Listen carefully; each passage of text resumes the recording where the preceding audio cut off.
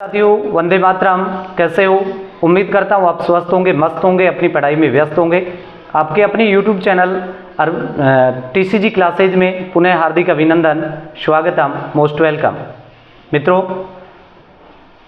आप सबके लिए बड़ी खुशी की बात है कि कुछ समय के व्यवधान के बाद में हमारे चैनल पर कुछ समय के लिए व्यवधान आ गया था। व्यवधान के बाद में हम चैनल को पुनः स्टार्ट कर रहे हैं। आपका प्यार और जो सपोर्ट है वो हमारे लिए बहुत ही महत्वपूर्ण है। आपने जो प्रेम दिया उसके लिए पुनः आपका हार्दिक अभिनंदन,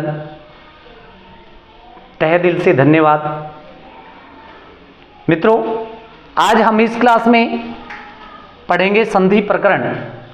हिंदी व्याकरण चल रही थी, हिंदी व्याकरण को हमने बीच में कुछ समय के लिए व्यवधान आने की वजह से रोक दिया था।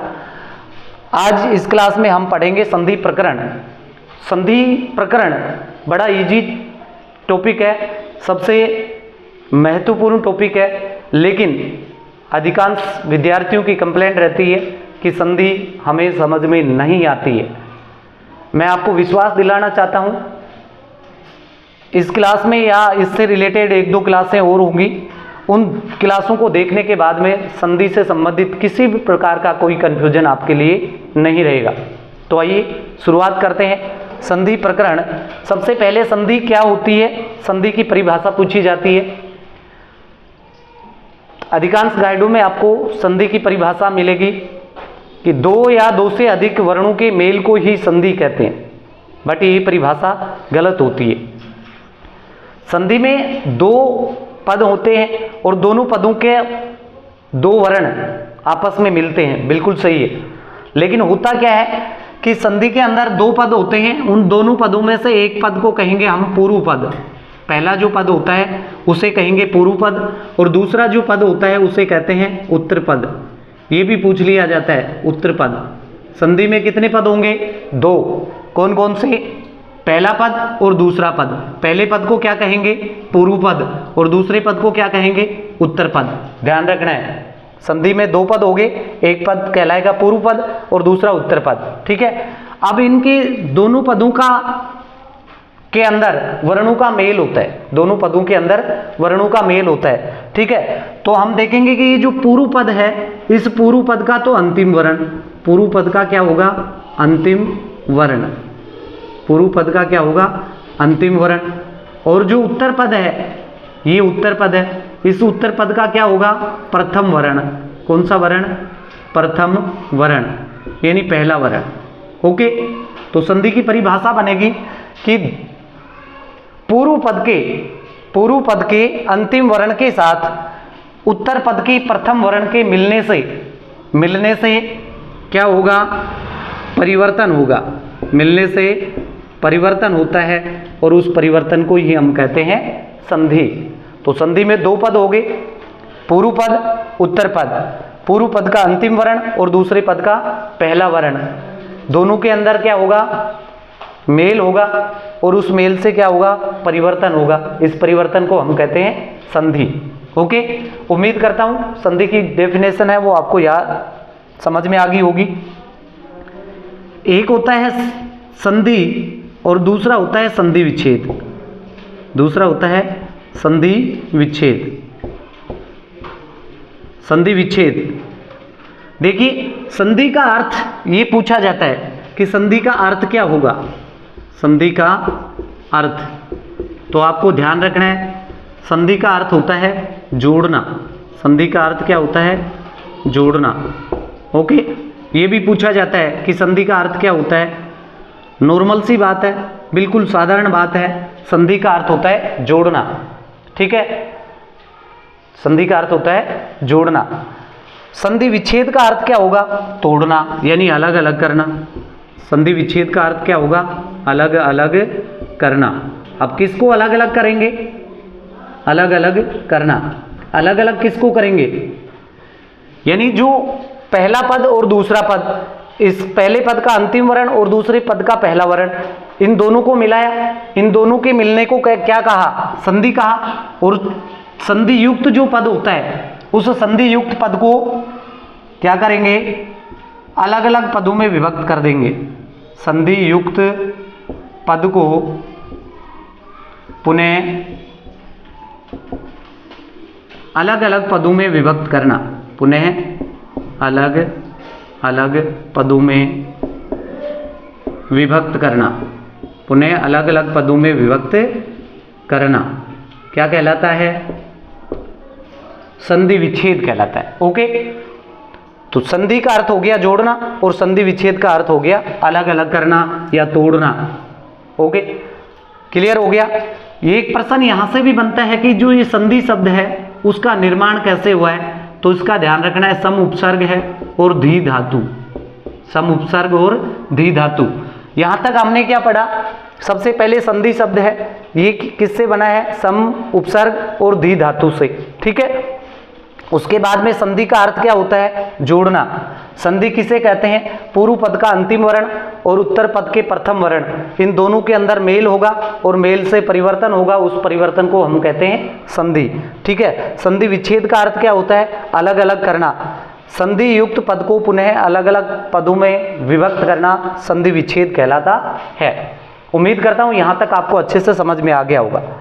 अब देख लेते हैं, जैसे बात करें हम संधि की, संधि, तो संधि में दो पदों को जोड़ेंगे। जैसे मैंने बात की, यहाँ पे लिखूं सुख प्लस अर्थी, सुख प्लस अर्थी। यहाँ पे दो पद हैं, पूर्व पद का अंतिम वर्ण ख, ख दिख रहे हैं ना आपको, लेकिन ये ख नहीं है। इस ख के अंदर किसकी ध्वनि आ रही है? ए की। ठीक है, वर्ण विच्छेद करना, वर्ण संयोजन करना पूर्व वाली क्लास में हमने देख लिया। यदि वो क्लास नहीं देखी तो आप पहले पूर्व वाली क्लास में वर्ण विच्छेद वाला जो टॉपिक है उसको क्लियर करें, उसके बाद में संधि प्रकरण पे आनी। ठीक है, और वो पढ़ लिया तो यहाँ पर किसी भी प्रकार की कोई दिक्कत नहीं होगी। तो इसका अंतिम वर्ण आ रहा है ए की ध्वनि आ रही, इधर भी ए है। इन दोनों पदों को हम क्या करेंगे? मिला देंगे। तो यहाँ इस प्रकार से ये बनेगा सुखार्थी। क्या बनेगा? सुखार्थी। ओके, क्या बनेगा? सुखार्थी। ये जो सुखार्थी पद बना है सुख और अर्थी को मिलाने से ये कहलाता है संधि। ये क्या है? संधि है। ओके, इस पद को हम दोबारा से तोड़ दें तो इसका बनेगा सुख धन अर्थी। एक तो बन गया सुख और एक बन गया अर्थी, ये दो पद हो गए। इस प्रकार से दो पदों में अलग अलग कर लेना क्या कहलाता है? संधि विच्छेद। और दोनों पदों में एक साथ जोड़ना क्या कहलाता है? संधि कहलाता है। ओके, उम्मीद करता हूं यहां तक आपको अच्छे से समझ में आ गया होगा। इसके बाद में अब हम देखेंगे संधि के प्रकार। क्या देखेंगे? संधि के प्रकार। संधि के प्रकार, संधि के प्रकार। संधि के प्रकार की बात करें तो मुख्य तौर पर संधि को तीन पार्टों में या तीन भागों में डिवाइड किया जाता है, यानी इसको तीन भागों में बांटा गया है। ठीक है, कौन कौन से तीन भाग होते हैं? एक नंबर की संधि जो होगी वो होगी स्वर संधि। कौन सी कहलाएगी? स्वर संधि। स्वर संधि होगी। दूसरी होगी व्यंजन संधि। क्या होगी? व्यंजन। व्यंजन का कभी कभी अर्थ पूछा जाता है कि व्यंजन है, व्यंजन संधि, इसका अर्थ क्या निकलता है? तो ध्यान रखना, व्यंजन शब्द जो लिखा है इसके दो अर्थ निकलते हैं। एक तो व्यंजन वर्ण होता है और एक व्यंजन जो होते हैं पकवान को भी कहते हैं। ठीक है, पकवान को, पकवान जानते हो ना, उसको भी व्यंजन कहते हैं। मुंह में लार नहीं आ जाए पकवान के नाम से। ठीक है, व्यंजन संधि, स्वर संधि, और तीसरा जो प्रकार होगा वो क्या होगी? विसर्ग संधि। क्या होगी? विसर्ग संधि। ओके, संधि के तीन प्रकार, स्वर संधि, व्यंजन संधि और विसर्ग संधि।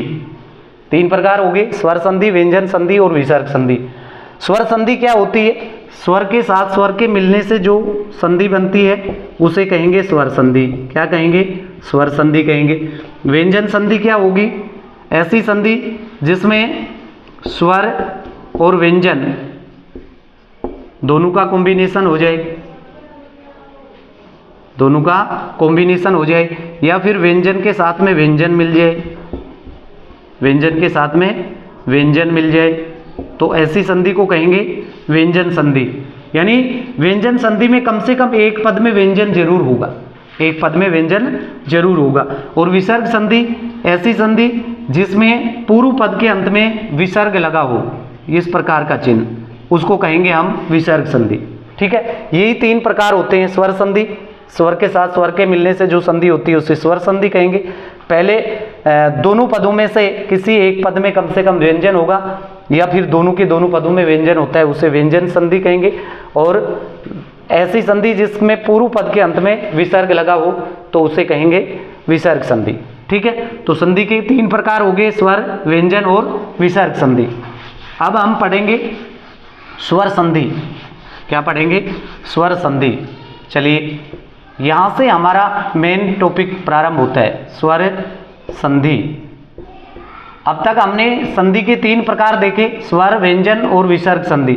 अब हम पढ़ेंगे स्वर संधि। और ये स्वर संधि जो होती है, इस स्वर संधि के भी प्रकार होते हैं। बिल्कुल, कितने प्रकार होते हैं? तो हिंदी की बात करें तो हिंदी में स्वर संधि के 5 प्रकार होते हैं। हिंदी में स्वर संधि के 5 प्रकार होते हैं। कौन कौन से होते हैं 5 प्रकार? कभी कभी तो ये साधारण सा प्रश्न पूछ लिया जाता है कि निम्न में से स्वर संधि का प्रकार नहीं है या स्वर संधि का प्रकार है। एक तो इस प्रकार से प्रश्न बनता है। दूसरा प्रश्न बनता है कि स्वर संधि के कितने प्रकार होते हैं, यानी स्वर संधि को कितने भागों में बांटा गया है। तो ध्यान रखना है कितने प्रकार होते हैं, 5। कितने होते हैं? 5। कौन कौन से, ये भी आपको ध्यान रखना है। एक संधि होगी स्वर संधि, जिसे हम कहेंगे दीर्घ स्वर संधि। कौन सी कहेंगे? दीर्घ स्वर संधि। ठीक है।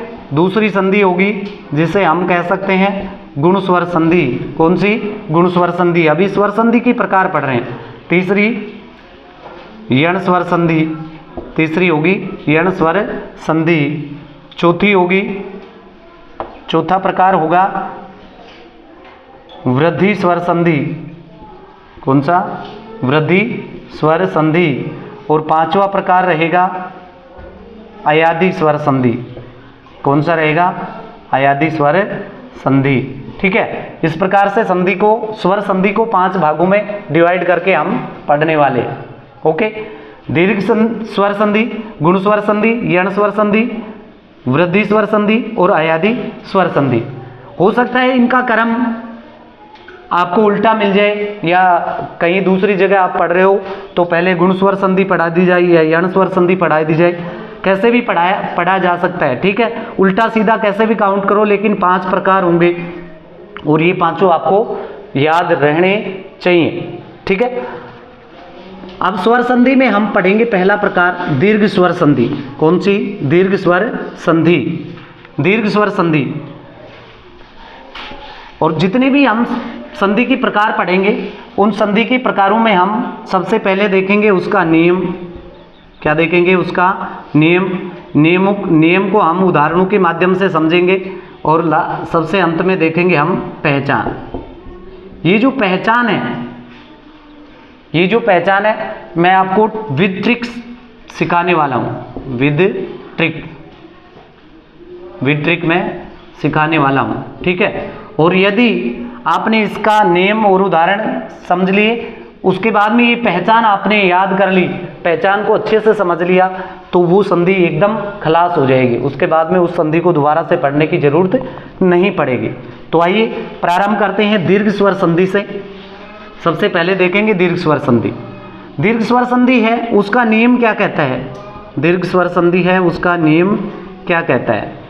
देखो, दीर्घ स्वर संधि का नियम कहता है कि सजाती वर्ण आ जाए, यानी पूर्व पद के अंत में और दूसरे पद के प्रारंभ में दोनों तरफ सजाती वर्ण आ जाते हैं। या हम यूं कह सकते हैं कि यदि दोनों पदों में सजाती वर्णों का मेल होता है तो वह वर्ण दीर्घ हो जाता है। ठीक है, क्या होता है? सजाती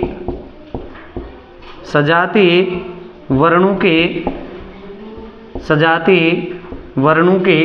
आने से, सजाती वर्णों के आने से वह वर्ण क्या हो जाता है? दीर्घ हो जाता है। वह वर्ण दीर्घ हो जाता है। ओके, ये तो है इसका नियम। क्या है नियम? हमें अब आप में से कुछ विद्यार्थी सोच रहे होंगे कि ये सजातीय क्या होता है, ये सजातीय क्या होता है, इसको समझो पहले। ठीक है, मैंने कहा कि सजातीय वर्णों के आने से वह वर्ण दीर्घ हो जाता है। सजातीय, सजातीय यानी एक जैसी जाति वाले, यानी ऐसे वर्ण, कुछ वर्ण ऐसे होते हैं जो एक जैसे दिखाई देते हैं, उन्हें सजातीय वर्ण कहते हैं। सजातीय वर्णों की संख्या हिंदी के अंदर बात करें तो 3 होती है। कितनी होती है? 3। लेकिन संस्कृत में 4 होती है बेटा। कितनी होती है? 4 होती है। ओके, सजातीय वर्ण 4 होते हैं हिंदी में, संस्कृत में। तो हिंदी में भी उन्हीं चारों को हमें पढ़ना है। कौन कौन से होते हैं? एक तो होता है ए, एक होता है ई, ए होता है, ई होगा, ऊ होगा और री ऋषि। ये जो री ऋषि है इसका एक ही प्रकार आपको देखने को मिलता है हिंदी के अंदर, लेकिन संस्कृत में इसका दूसरा प्रकार और देखने को मिलता है। अभी हम चर्चा करेंगे। ए के साथ में देखो आ, ये दोनों एक जैसे हैं तो इन्हें सजातीय वर्ण कहते हैं। ई के साथ में ये दूसरी ई देखो, ये लो बड़ी, ठीक है, ये दोनों एक जैसे हैं। ऊ, ये बड़ा ऊ, ये दोनों भी एक जैसे हैं। और री ऋषि की बात करें तो ये री ऋषि तो हिंदी में तो एक ही होती है, लेकिन संस्कृत के अंदर इसका दीर्घ रूप और होता है, ये वाला। ओके, तो इस प्रकार से 4 सजातीय वर्ण होते हैं। अब होगा क्या, देखो होगा क्या, यदि पूर्व पद में इसमें से कोई वर्ण आता है और दूसरे पद में भी इनमें से कोई वर्ण आता है, दोनों वर्ण आपस में मिल जाते हैं, दोनों वर्ण आपस में मिल जाते हैं, तो इसका बड़ा रूप बन जाएगा, यानी आ बनेगा। इन दोनों का मेल हो गया तो बड़ी ई बन जाएगी, इन दोनों का मेल हो गया तो बड़ा ऊ बन जाएगा, और इन दोनों का मेल हुआ तो बड़ा री ऋषि बन जाता है। ओके, इस प्रकार से, यानी दीर्घ, मैंने क्या लिखा है, दीर्घ हो जाता है। दीर्घ यानी इसका बड़ा रूप, दीर्घ रूप बन जाएगा। ओके, दीर्घ रूप बन जाता है, दीर्घ रूप बन जाता है। ओके, देखो कैसे बनेगा, हम देखेंगे। इसकी एक सामान्य प्रोसेस होती है, जैसे पहले पद के अंत में ए आ जाए, दूसरे पद के अंत में भी ए आ जाए, तो दोनों मिलकर के आ में बदल जाएंगे। पहले पद में ए आ जाए लेकिन दूसरे पद में आ जाए, कोई बात नहीं, क्या बनेगा, आ बनेगा। पहले पद में आ जाए, उसके बाद में दूसरे पद में ए आ जाए, तब भी क्या बनेगा, आ ही बनेगा। हमें तो दीर्घ रूप ही बनाना है। दोनों में ही आ गया तो फिर तो कोई दिक्कत ही नहीं, दोनों में आ गया तो आ ही बनेगा। यानी मेरा कहने का अभिप्राय यहाँ पे क्या है कि किसी भी सूरत में पहले और दूसरे पद में ए और आ, इन दोनों का मेल होता है। चाहे पहले ए आ जाए या बाद में ए आ जाए, या पहले आ जाए बाद में आ जाए, या दोनों तरफ आ जाए या दोनों तरफ ए आ जाए। ठीक है, किसी भी कंडीशन में ए के साथ में ए आ जाए, ए के साथ में क्या आ जाए, ए आ जाए, ये मान के चलो आप। तो ए के साथ में ए आ जाए या ए के साथ में क्या आ जाए, आ जाए, किसी भी कंडीशन में पहले आए या बाद में आए। ठीक है, ए के साथ में क्या आ जाए, ए या आ, इनमें से कोई भी आता है तो क्या बनेगा, आ बनेगा। बस ये ध्यान रखना। इसी प्रकार से ई आ जाए, इधर ई आए तो बताओ क्या बनेगा, बड़ी ई। इधर ई, इधर बड़ी, क्या बनेगी, बड़ी। इधर बड़ी, इधर छोटी, क्या बनेगी, बड़ी ई। इधर बड़ी और इधर भी बड़ी, तो क्या बनेगी, बड़ी ई। ओके, इसी प्रकार से ऊ के साथ में ऊ मिलता है तो बनेगा बड़ा ऊ। ऐसे ही आपको बड़ा ऊ आ गया तो भी बड़े ऊ, इधर बड़ा ऊ आ गया तो भी बड़ा ऊ, और दोनों तरफ बड़ा ऊ आया तब भी बड़ा ऊ बनेगा। सेम कंडीशन री ऋषि के साथ में भी आपको अप्लाई करनी है। ओके, ये आपको सामान्य प्रोसेस थी। उम्मीद करता हूँ ये सामान्य प्रोसेस समझ में आ गई होगी। यदि सामान्य प्रोसेस समझ में आ गई तो दीर्घ स्वर संधि है वो आपके लिए बड़ी इजी हो जाएगी, कोई दिक्कत नहीं आएगी। कैसे, देखते हैं कुछ उदाहरण। जैसे हम बात करें सुख, अभी एक उदाहरण लिखा, सुख प्लस अर्थी। अच्छा, एक और काम की मैं बात यहाँ पे बता देता हूँ आपको। संधि विच्छेद जब भी करेंगे तो जो दोनों पद होंगे, इन दोनों पदों का कोई निश्चित अर्थ निकलना चाहिए। यदि सार्थक पद होगा तो ही उसका संधि विच्छेद सही हो रहा है, अन्यथा संधि विच्छेद सही नहीं है। इसका मतलब हमारी संधि भी क्या है, गलत है। ओके, तो इसका विशेष ध्यान रखना है। अभी तो हम संधि कर रहे हैं यहाँ पे, जैसे सुख और अर्थी, पहले पद के अंत में क्या आया है, ए। अभी हमने देखा था पहले पद के अंत में क्या है, ए। ओके, ए आ गया, इधर क्या आ गया, ए। इन दोनों ए को हम मिलाएंगे। अभी हमने देखी थी प्रोसेस, यहाँ पे देखो ए और ए मिलेगा तो क्या बनेगा, आ बनेगा, आ बनेगा। ओके, एक दो उदाहरणों को आप अच्छे से समझो, बाद में आपको आ जाएगा, कोई दिक्कत नहीं। तो इधर देखो ये क्या है, सु ख कैसा हो गया, आधा। क्यों हो गया, क्योंकि इधर से हमने ए ले लिया और इधर वाला ए है, इसको भी मिला दिया तो क्या बना, आ। क्या बन गया अभी, आ। ओके, अब यहां से ए तो हमने इसमें मिला ही लिया, ये क्या बच गया, थी बच गया, और उसके ऊपर रे की मात्रा है, ये भी लगा देंगे। ओके, अब इनको सब देखिए, पहले व्यंजन वर्ण आता है और उसके आगे कोई स्वर आता है तो उस स्वर की मात्रा उस व्यंजन में मिला दी जाती है।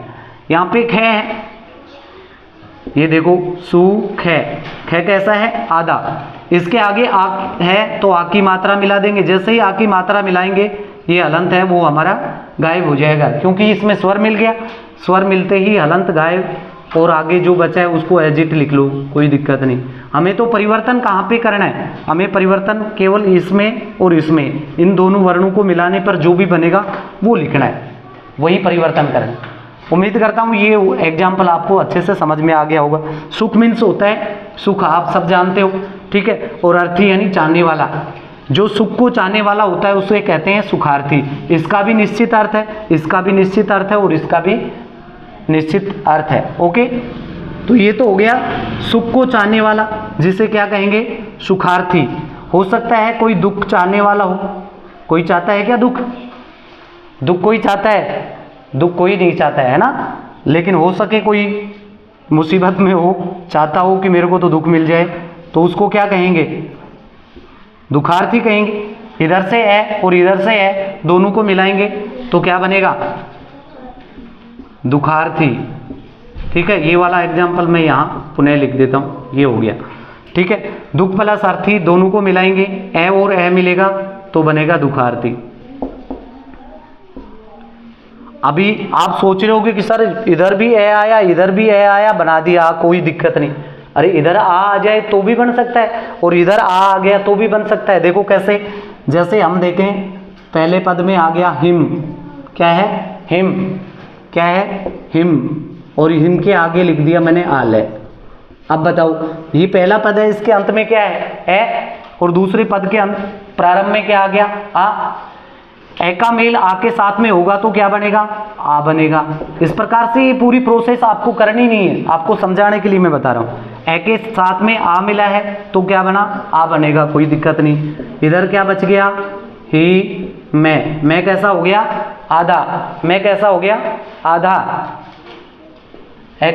मैं हो गया आधा। अब इसमें ए और आ दोनों मिले तो क्या बना, आ, ये लो आ, ये आ हमारा इधर इंक्लूड हो गया। अब आगे क्या बच गया, ले, ले। ठीक है, सबको मिला देंगे, ये इसमें मिल जाएगा, ये इसमें मिल जाएगा, ए के साथ में आ तो मिलेगा, बनेगा ये हमारा हिमालय। क्या बनेगा, हिमालय।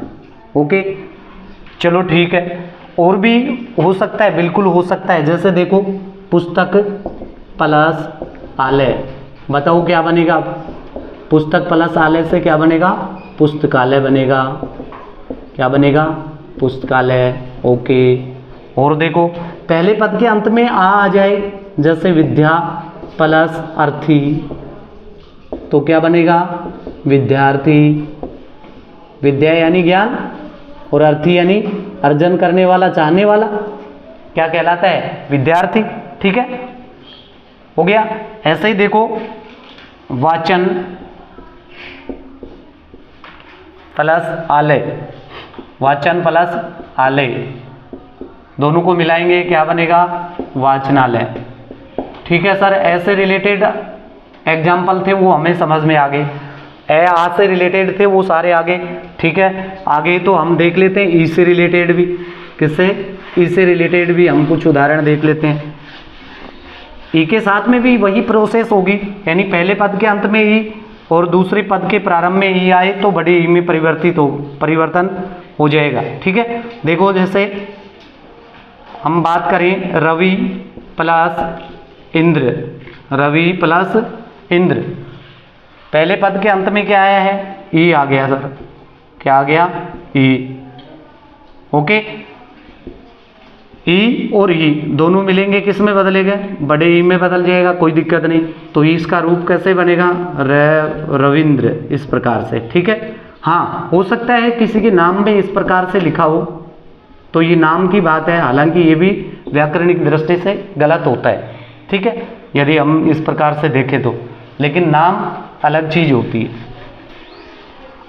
और देखो उदाहरण, जैसे पहले पद के अंत में कपी और उसके बाद में बड़ी ई के साथ में मेल हो गया, क्या बनेगा, कपीस बनेगा। कपी मीन्स क्या होता है, बंदर, और ईस यानी भगवान, बंदरों का जो भगवान है उसे क्या कहते हैं, कपीस। कपीस किसका पर्यायवाची है, हनुमान जी का, ओके। और देखो जैसे गिरी प्लस ईश, क्या बनेगा, ग्रीस, ठीक है। जैसे मही प्लस इंद्र, क्या बनेगा, महेंद्र। देखो एग्जामिनर इस प्रकार के एग्जाम्पल डाल देता है, महेंद्र, और वहाँ पे हमें कन्फ्यूजन हो जाता है। कन्फ्यूजन क्रिएट नहीं करना है, क्योंकि इधर भी ई, इधर भी ई, बड़ी ई की मात्रा। हालांकि ये नाम आपको देखने को इस प्रकार से मिलेगा, महेंद्र, ठीक है। यदि महेंद्र शब्द है तो वहाँ पे कौन सी संधि होगी, गुण स्वर संधि होगी, कौन सी होगी, गुण, आगे हम पढ़ेंगे। लेकिन यहाँ पर देखो ई के साथ में ई का मेल हुआ है तो क्या बनी, बड़ी ई में बदल गई, ओके। तो इस प्रकार से आ जाए, बड़ी ई में बदली हुई तो कौन सी संधि होगी, दीर्घ स्वर संधि होगी। ऊ के कुछ उदाहरण देख लेते हैं, जैसे भानु प्लस उदय। भानु किसका पर्यायवाची है, सूर्य का, और उदय यानी क्या होता है, उगना। दोनों को मिलाएंगे तो बड़े ऊ में बदल जाएगा। ये समझ में तो आ रहा है ना, इधर छोटा ऊ था, इधर छोटा ऊ है, दोनों को मिलाया बड़े ऊ में बदलेगा। इधर आधा न बच जाएगा, भा न में बड़ा ऊ की मात्रा है वो मैंने लगा दी, और आगे दय है वो उसको लिख दिया, भानुदय बन गया, ठीक है। लघु प्लस ऊर्मी, क्या बनेगा, लघुर्मी, ठीक है। जैसे वधु प्लस उत्सव, वधु प्लस उत्सव, क्या बनेगा, वधूत्सव, क्या बनेगा, वधूत्सव, ठीक है। जैसे भू प्लस ऊर्जा, दोनों पदों को मिलाएंगे तो बनेगा भूर्जा। क्या हुआ, छोटा ऊ बड़े ऊ में बदल गया, छोटा ऊ बड़ा ऊ बड़े ऊ में बदल गया, छोटा ऊ बड़े ऊ में, इधर बड़ा ऊ और इधर भी बड़ा ऊ तो बड़े ऊ में बदल गया। उम्मीद करता हूँ यहाँ तक आपको अच्छे से समझ में आ गया होगा, ठीक है। अब देख लेते हैं रीरिसी वाले कुछ उदाहरण। ये जो रीरिसी वाले उदाहरण हैं वो ज़्यादा आपको संस्कृत में देखने को मिलते हैं, लेकिन संस्कृत से ही हिंदी आई है तो हिंदी में भी आपको कहीं कहीं ऐसे एग्जाम्पल देखने को मिलते हैं। देखो जैसे पितृ प्लस ऋणम, पितृ प्लस ऋणम, इसको पहचानने में तो कोई दिक्कत ही नहीं आएगी। पहले पद के अंत में क्या आया है, रीरिसी आ गया, और इधर भी क्या आ गया, रीरिसी। दोनों को मिलाएंगे क्या बनेगा, बड़े रीरिसी बन जाएगा, कोई दिक्कत नहीं। अब देखो इधर पी आधा तय, आधा क्यों हो गया, क्योंकि हमने इसमें से रीरिसी ले लिया, इधर वाले रीरिसी को इसमें मिला दिया, बड़े रीरिसी में बदल गया, इस प्रकार से ना, इस प्रकार से और लिख देंगे, ठीक है।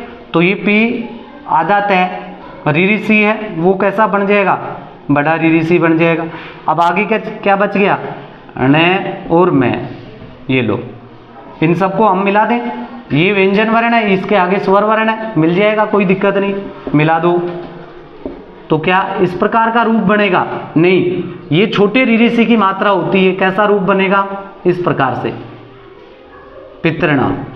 ये कौन सी री है? बड़ी री की मात्रा है। ओके, ध्यान रखना है, बड़े रीरिसी की मात्रा होती है इस प्रकार से। सिंगल मात्रा होगी, ये छोटी रीरिसी की मात्रा है, इसको एक बार और घुमा देंगे तो बड़ी रीरिसी की मात्रा हो जाएगी। ठीक है, तो ये इसका रूप बन गया पितृणम। पितृ यानी पिता का, और ऋणम यानी ऋण यानी कर्जा। ओके, और देखो, जैसे मातृ प्लस ऋणम, अच्छा, माता का कर्जा होगा उसको मातृ ऋणम कहेंगे, और पिता का कर्जा उसको पितृ ऋणम कहेंगे। मिल जाएगा, इसी प्रकार से बन जाएगा मातृणम। ये लो, 6 की तरह बना दिया नीचे। ऐसे ही भाई का भी कर्जा हो सकता है, तो उसको कहेंगे भ्रातृ प्लस ऋणम, और ये बन जाएगा भ्रातृणम। क्या बन जाएगा? भ्रातृ ऋणम। ओके, उम्मीद करता हूं दीर्घ स्वर संधि के जो नियम और उदाहरण थे वो आपको अच्छे से समझ में आ गए होंगे। अब हम देखेंगे इसकी सबसे मेन चीज पहचान। क्या है? पहचान। चलो देख लेते हैं पहचान। भले ही आपको नियम उदाहरण अच्छे से याद नहीं हुए हो, समझ लिए, बहुत अच्छी बात है, लेकिन पहचान जो है इसको याद भी रखना पड़ेगा। पहचान है, इसको याद रखना पड़ेगा। क्यों? क्योंकि हमें जब संधि युक्त पद मिलेगा तो फिर वहां पर संधि विच्छेद करना पड़ेगा, या फिर संधि का नाम बताते समय हमें दिक्कत होती है। संधि करते समय ज़्यादा दिक्कत नहीं होती, लेकिन संधि युक्त पद के अंदर चाहे संधि का नाम हो या फिर संधि विच्छेद करना हो, वहाँ पे कन्फ्यूजन रहती है। तो उसके लिए हमें प्रत्येक संधि की पहचान याद रखनी है। ठीक है, तो देखते हैं दीर्घ स्वर संधि की पहचान क्या होती है। दीर्घ स्वर संधि की पहचान होती है यदि शब्द के, यानी जो पद बन रहे हैं संधि युक्त पद, उस शब्द के उदर पर मीन्स मुख्य भाग, उदर पर किसकी मात्रा होगी? आ की, या बड़ी ई की, या बड़े ऊ की, या फिर बड़े रीरिसी की। ये सब मात्राएं आपको पता है। ये आ की मात्रा होती है ना, और ये बड़ी ई की मात्रा होती है इस प्रकार से। ठीक है, बड़ी ई की मात्रा देखो, ध्यान रखना, आपको अभी ऐसे लग रही है जैसे कि ये बड़ी ई की मात्रा है, जबकि ये छोटी ई की मात्रा है। ठीक है, तो बड़ी ई की मात्रा है ये होगी, या फिर क्या होगा? बड़ा ऊ होगा। बड़े ऊ की मात्रा आप सब जानते हो इस प्रकार से, और बड़ी रीरिसी की मात्रा ऐसे। जो भी संधि युक्त पद है उनमें कहीं पे आपको आ की मात्रा दिखे, बड़ी ई की मात्रा दिखे, बड़े ऊ की मात्रा दिखे, या बड़े रीरिसी की मात्रा दिखे, तो वहाँ कौन सी संधि होगी? आ ई या बड़े ऊ या बड़े रीरिसी की क्या हो? मात्रा हो, तो वहाँ कौन सी संधि होती है? वहाँ दीर्घ संधि हो सकती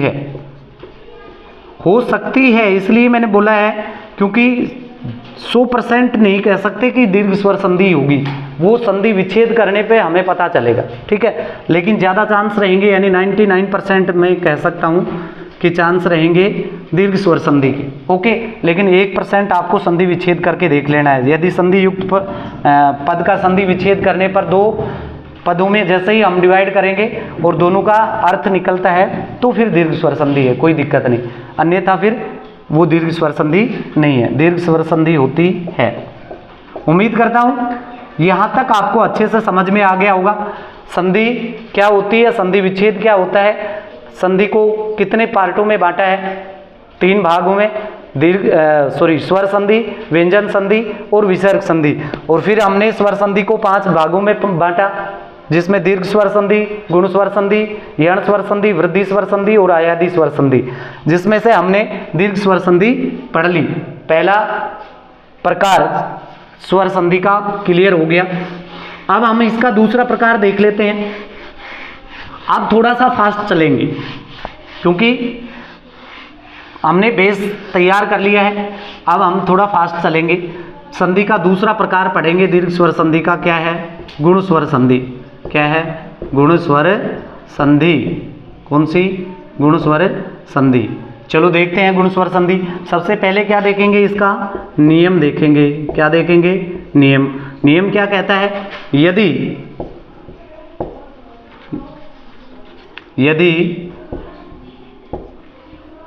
पूर्व पद के अंत में, यदि पूर्व पद के अंत में, यदि पूर्व पद के अंत में ए अथवा आ, ए या आ हो, यदि पूर्व पद के अंत में ए या आ हो तथा उसका मेल किसका मेल? ए या आ का। तथा उसका मेल ई के अंदर दोनों ई को काउंट करेंगे, ऊ में भी दोनों ऊ काउंट करेंगे। ई ऊ और री सी, यहाँ पे मैं अथवा लगा देता हूँ, ऊ अथवा री के साथ। अभी यहाँ पे एक ही री लिखेंगे क्योंकि हिंदी में इसका दूसरी जो दीर्घ रूप होता है री का वो नहीं आता है। यदि पूर्व पद के अंत में ए या आ हो तथा उसका मेल ई के साथ में, ऊ के साथ में अथवा री के साथ हो तो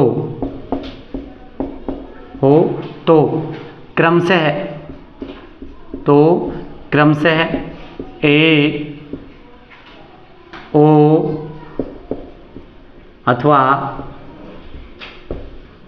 अथवा अर बन जाता है, अर बन जाता है। देखो भी, यदि पूर्व पद के अंत में ए या आ हो और उसका मेल ई के साथ में, ऊ के साथ में अथवा री के साथ में हो तो क्रमशः ए ओ अथवा अर बन जाता है। यहाँ पे मैंने लिखा है क्रमशः, और इस क्रमशः का अर्थ क्या होगा?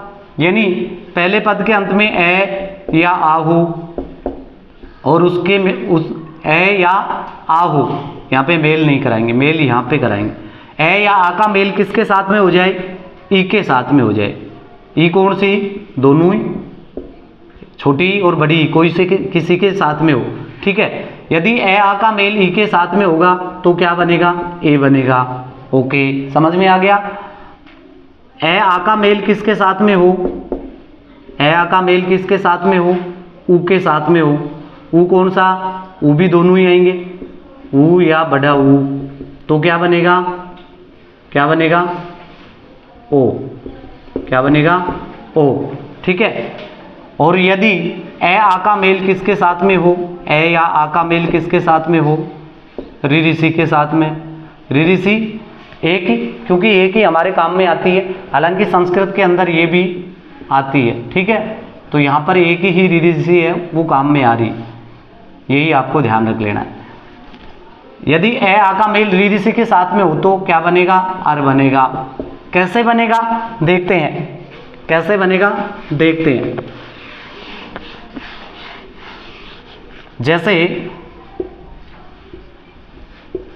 जैसे पुष्प प्लस इंद्र, पुष्प प्लस इंद्र। देखो पहले पद के अंत में क्या है? ए, और उसका मेल किसके साथ में हो रहा है? ई के साथ में। यदि ए आ का मेल किसके साथ में हो? ई के साथ में, तो क्या बनेगा? ये बनेगा। ओके, कैसे बनेगा? देखो यहाँ पे पू आधा सह पे, पे कैसा हो गया? आधा हो गया। क्यों हो गया? क्योंकि हमने इसमें से ए लिया है, इस ए को किसके साथ में मिला है? ई के साथ में। यदि ए और ई ये दोनों मिलेंगे, ए और ई, चाहे कोई भी ई हो, छोटी या बड़ी, मिलाएंगे तो क्या बनेगा? ए बनेगा। अब इसका ए और इसका ई दोनों को मिलाने पर क्या बना? ए। तो मैं यहाँ पे सीधा सीधा ए लिख देता हूँ, कोई दिक्कत? ठीक है, कोई दिक्कत नहीं होनी चाहिए, क्योंकि ए और ई को मिलाया तो ए बना। अब आगे क्या बचा? आधा न बच गया और दे के नीचे रह की मात्रा है। ओके, मैंने क्या कहा कि व्यंजन वर्ण होता है, उसके आगे यदि स्वर वर्ण होगा तो उस स्वर वर्ण की मात्रा व्यंजन में मिला दी जाएगी। मिला दें, मिला दो सर। ये लो, पुष्पे, पै आधा था, एक की मात्रा जैसे ही हमने मिलाई तो ये हलंत गायब हो गया। ठीक है, हलंत क्या हो गया? गायब। तो ये बन गया पुष्पेंद्र। क्लियर हो गया।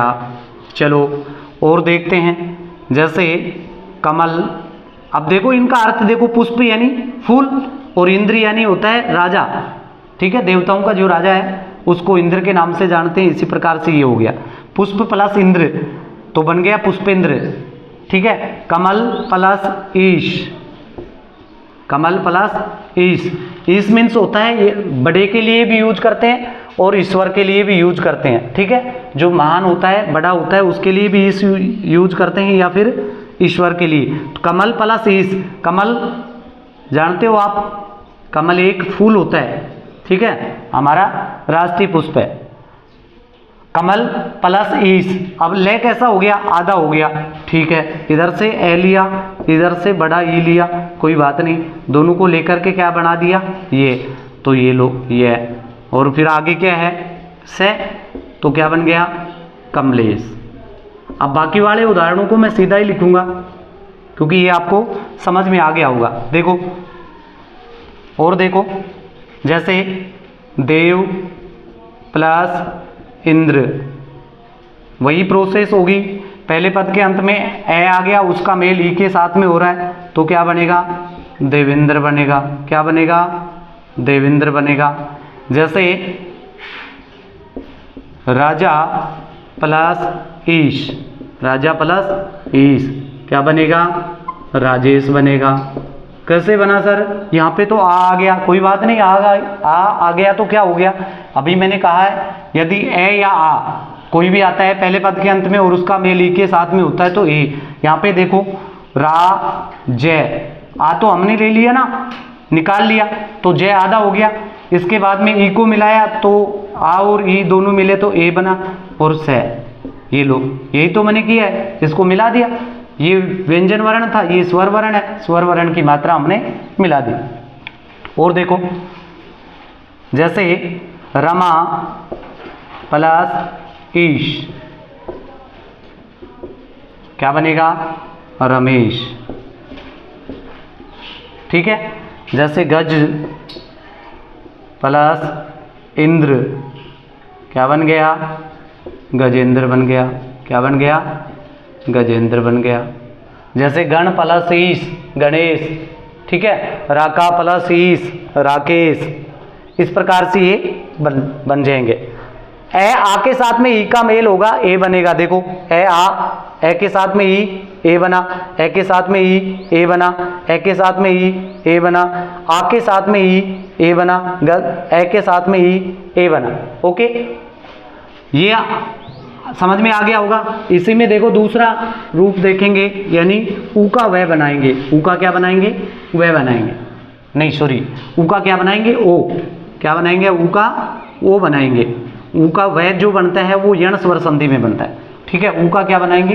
वह ओ बनाएंगे। देखो कैसे बनेगा, जैसे पर प्लस उपकार, पर प्लस उपकार क्या बनेगा? परोपकार। ये कैसे बन गया सर? देखो कैसे बना। पहले पद के अंत में ए आया है, उसका मेल ऊ के साथ में हुआ है, ए ऊ दोनों मिलेंगे तो ओ बनेगा। ठीक है, तो ये पै रे आधा हो गया, ए ऊ दोनों मिले ओ बन गया, ये ओ लगा दिया, ओ की मात्रा होगी और आगे पकार। यही तो लिखा है, हो गया सर, समझ में आ गया। ठीक है, और देखो महा प्लस उदय, महा प्लस उदय। महा मीन्स होता है बड़ा और उदय यानी उगना, तो क्या बन गया? महोदय। क्या बन गया? महोदय। ठीक है, जैसे चंद्र प्लस उदय क्या बनेगा? चंद्रोदय बनेगा। बना दो तो चंद्रोदय। इसी प्रकार से जैसे भाग्य प्लस उदय तो क्या बनेगा? भाग्योदय। भाग्योदय। ठीक है, जैसे सूर्य प्लस उदय, सूर्योदय, क्या बनेगा? सूर्योदय। ठीक है, आ गया समझ में?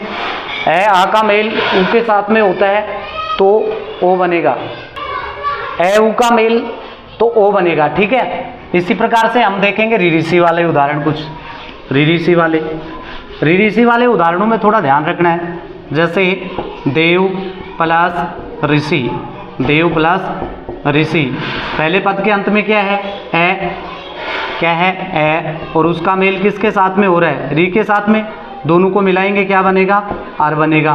बढ़ा दो, इधर देखो, दे वह कैसा हो गया? आधा, क्योंकि यहाँ से हमने ए ले लिया, इधर ऋषि को मिला दिया तो क्या बन गया? अर। ये लो अर लिख दिया।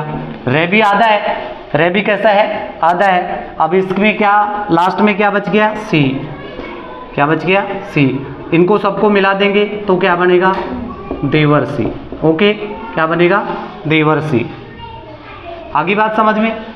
इसी प्रकार से देखो, सप्त प्लस ऋषि, सप्त प्लस ऋषि, और ये बन जाएगा सप्तऋषि, सप्तऋषि। आर की ध्वनि आनी चाहिए, सप्तऋषि। ठीक है, जैसे महा प्लस ऋषि, क्या बन जाएगा? महर्षि बनेगा। क्या बनेगा? महर्षि बनेगा। ओके, जैसे राज प्लस ऋषि, साफ सब में ऋषि ऋषि आ रहा है, कोई दिक्कत नहीं, रीत हमें देखना है। तो ये देखो राज ऋषि। ठीक है, उम्मीद करता हूं यहां तक आपको समझ में आ गया होगा। अब चलते हैं इसकी पहचान पे। कौन सी संधि पढ़ रहे हैं? गुण स्वर संधि पढ़ रहे हैं, और गुण स्वर संधि की क्या देखने वाले हैं? पहचान। क्या कहती है गुण स्वर संधि की पहचान? इसकी पहचान आपको दो तरीके से याद रखनी है, यानी दो पहचान बनेगी, कोई दिक्कत नहीं, दोनों पहचान याद रख लेंगे। कौन कौन सी होगी? देखो, पहली पहचान ये कहती है, यदि शब्द के उदर यानी मुख्य भाग, यानी हम ये भी कह सकते हैं इसको, शब्द के मुख्य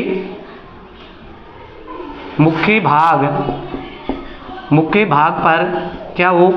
शब्द के मुख्य भाग पर क्या हो? एक ही मात्रा ध्यान रखना, इस प्रकार से आती है, इस प्रकार की मात्रा होगी। ये किसकी होगी? एनक की होगी, जो हम वृद्धि स्वर संधि के अंदर देखेंगे। तो शब्द के उदर के ऊपर या मुख्य भाग पर एक ही मात्रा, एक ही अथवा ओ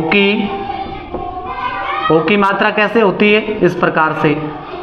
ठीक है, एक ही या ओ की मात्रा, एक ही या ओ की मात्रा हो तो कौन सी संधि होती है? तो गुण स्वर संधि होती है, गुण संधि होती है। कौन सी संधि होती है? गुण संधि होती है। ठीक है, स्वर संधि का प्रकार पढ़ रहे हैं तो गुण स्वर संधि कहो या गुण संधि कहो, गुण संधि होती है, गुण संधि होती है। ओके, जैसे देखो, अब हमें इसका संधि विच्छेद करना है। संधि विच्छेद कैसे करेंगे ये थोड़ा सा देख लो एक बार। जैसे मैंने कहा, एक उदाहरण हमने देखा था पुष्पेंद्र। क्या है? पुष्पेंद्र। अब ये आपको ये पूछा जाए कि इसमें कौन सी संधि होगी, तो आपको बता देना है कि इसमें गुण स्वर संधि होगी। क्यों होगी? क्योंकि शब्द के उदर के ऊपर एक ही मात्रा दिख रही है। क्या सभी में ऐसा होगा? सब में नहीं हो सकता है, कहीं कहीं अपवाद हो सकता है, लेकिन आपको इसी प्रकार से देखना है। ठीक है, ऐसे देख लोगे, आगे मैं जैसे जैसे संधि बढ़ेंगी तो मैं बताता रहूंगा कि कहाँ क्या किस प्रकार से बनेगा। तो यहाँ एक ही मात्रा दिख रही है, इसका मतलब यहाँ पे गुण स्वर संधि हो सकती है। अब इसका संधि विच्छेद करके देख लेते हैं। संधि विच्छेद करेंगे तो क्या होगा? एक ही मात्रा है, एक ही मात्रा दिखने का मतलब हमने एक किससे बनाया? ई से बनाया, यानी पहले पद के अंत में तो ए या आ होगा और दूसरे पद के प्रारंभ में क्या आएगा? ई आएगा। ई आएगा तभी तो ए बनेगा। ठीक है, तो ये देखो, इसमें एक तो शब्द बन सकता है पुष्पा और एक शब्द बन सकता है पुष्प। ठीक है, दोनों के दोनों सही हैं, दोनों के दोनों सही हैं। ओके, अब इसमें आगे हम देखें इंद्र, तो ये भी सही है और ये भी सही है। लेकिन आप सब जानते हो कि पुष्पा प्लस इंद्र है, पुष्पा प्लस इंद्र है, वैसे तो इसका भी पुष्पेंद्र ही बनेगा, ये भी एग्जाम्पल आ जाए तो इसका भी क्या बनेगा, पुष्पेंद्र, और वही गुण स्वर संधि होगी। लेकिन ये जो एग्जाम्पल लिखा जाता है वो लिखा किसके लिए जाता है, इसके लिए ज्यादातर, पुष्प प्लस इंद्र, पुष्प प्लस इंद्र। देखो यहाँ पे ए था, यहाँ पे ई था, दोनों को मिलाया ए बनेगा और ये बन गया पुष्पेंद्र। कौन सी संधि के अनुसार, गुण स्वर संधि के अनुसार। तो गुण स्वर संधि के नियमानुसार ही हमें क्या करना है, संधि विच्छेद करना है। जैसे हमने देखा महा, जैसे महेश है तो इसको देखो महा प्लस ईश। अब आप कहोगे कि सर महा ही होगा क्या, मह नहीं हो सकता है? बिल्कुल हो सकता है मह, लेकिन मह का कोई अर्थ नहीं निकलता है, इसलिए ये गलत हो जाएगा। तो महा प्लस ईश, आ की मात्रा आएगी, कोई दिक्कत नहीं, आ और ई दोनों मिलेंगे तो ए में बदल जाएंगे, महेश बन जाएगा। तो शब्द के उधर के ऊपर यदि ए की मात्रा आती है तो कौन सी संधि, गुण स्वर संधि। कौन सी संधि, गुण स्वर संधि। ओ की मात्रा आने पर भी गुण स्वर संधि होती है, बिल्कुल। कैसे, देखो जैसे हमने देखा परोपकार, यही इसी को देख लेते हैं, परोपकार, ठीक है। यहाँ जहां ओ की मात्रा आ रही है ना, वहां से संधि विच्छेद करो। यदि आपके दोनों पद सार्थक होते हैं तो फिर गुण स्वर संधि है। कैसे, जैसे पर और दूसरा किया उपकार, बिल्कुल सही है, उपकार, पर यानी दूसरों का और उपकार यानी भला। तो पहले पद में ए आ गया और दूसरे में ऊ आ गया, कोई दिक्कत नहीं। कौन सी संधि हो रही है, गुण स्वर संधि। इस प्रकार से आपको गुण स्वर संधि की पहचान करनी है। ये तो एक ही नियम हुआ, यानी एक ही पहचान हुई, दूसरी पहचान भी होती है, बिल्कुल। यदि दूसरी पहचान क्या होगी, यदि शब्द के अंतिम वर्ण के ऊपर, शब्द के अंतिम वर्ण के ऊपर, शब्द के अंतिम वर्ण के ऊपर क्या आ जाए, रे की मात्रा, क्या आ जाए, रे की मात्रा। इस प्रकार से लगाते हैं ना, ये रे की मात्रा, रे की मात्रा हो तो कौन सी संधि होगी, गुण स्वर संधि होती है। कौन सी संधि होती, गुण संधि होती है, गुण संधि होती है, ठीक है, होती है। देखो जैसे हमने लिखा देवर्षि, क्या लिखा, देवर्षि। अंतिम वर्ण यानी जो रे की मात्रा होती है वो वैसे तो लिखी तो यहाँ, यानी यहाँ पे बोली जाएगी, लेकिन लिखी कहाँ पे जाएगी, अंतिम वर्ण के ऊपर। रे थोड़ा सा बदमाश है, इसका ध्यान भी रखना है, शब्द शुद्धि में भी ये काम में आएगा। रे की जो मात्रा होती है वो अपने से अगले वर्ण के ऊपर, यानी अगले के सिर के ऊपर जाके बैठती है, ठीक है।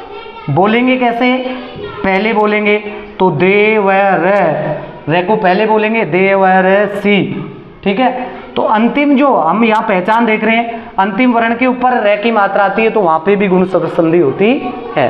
कौन सी संधि होती है, गुण स्वर संधि होती है। लेकिन ध्यान रखना है, यदि शब्द के बीच में रे की मात्रा आती है वहां पे गुण स्वर संधि नहीं होगी, तो फिर कौन सी होगी, वहां पे होगी विसर्ग संधि। कौन सी होगी, विसर्ग संधि। वीडियो को एंड तक देखने के लिए आपका धन्यवाद। यदि वीडियो अच्छी लगी हो तो लाइक और कमेंट जरूर करें, और पहली बार चैनल पर विजिट कर रहे हैं तो सब्सक्राइब करें, हमें सपोर्ट करें। सपोर्ट करने के लिए भी धन्यवाद। मिलते हैं नेक्स्ट क्लास में, बाकी स्वर संधि के तीनों प्रकार एक ही क्लास में करवाएंगे। Okay, thank you for watching.